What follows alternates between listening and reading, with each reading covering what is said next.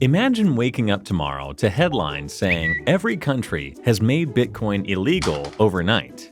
Before we explore this scenario, let's be clear. A full simultaneous global ban on Bitcoin is extremely unlikely.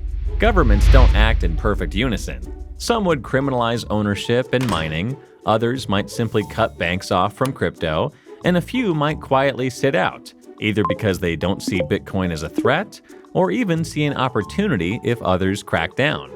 Even where the laws are strict, enforcement is another challenge entirely. Shutting down exchanges or cutting off bank access is doable. We've seen that in China, Nigeria, and India. But stopping the Bitcoin network is a whole other thing. There's no CEO or headquarters to target. The network runs on thousands of independent machines worldwide. People can route transactions through VPNs, Tor, peer-to-peer apps, satellites, or radio, and some have even hidden Bitcoin data inside image files. Stopping that would mean restricting basic communication infrastructure itself, something most governments can't or won't do. That doesn't mean Bitcoin would come out unscathed. Most of its current popularity comes from speculation. People buy it hoping that the price goes up. So if holding it became illegal, that part would fall away fast. Prices would crash as retail and institutional investors rush to sell before enforcement begins. Chaos is likely to ensue. That rush might overwhelm centralized exchanges, causing them to freeze or collapse. And if Bitcoin's not safe, altcoins aren't either. So most other cryptos would likely fold under the pressure. But Bitcoin's network would keep running. In 2021, when China banned mining, over half the global mining power dropped off. But within months, the network had rebounded to previous levels and has continued growing since. However, that was because other countries like the US and Kazakhstan provided a safe haven.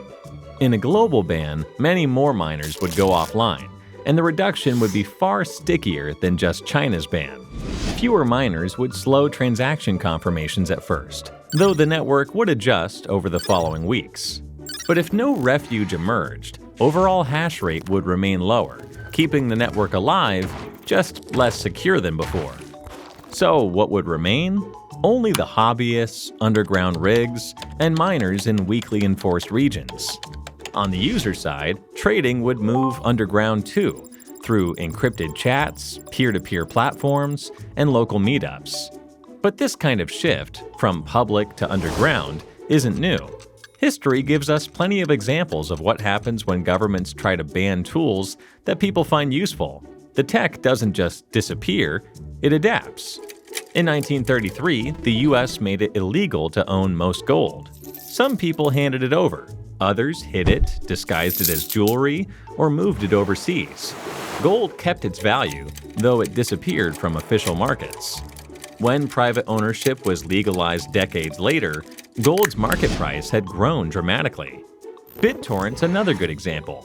Though it's been targeted due to its use for sharing pirated files, it stayed alive due to its decentralized design. Governments have also been trying to shut down Tor for many years. In censored countries, activists and journalists depend on it to use the internet anonymously, but it runs as open-source software, kept alive by volunteers. When one access point goes down, others appear. That's why it still works even under pressure.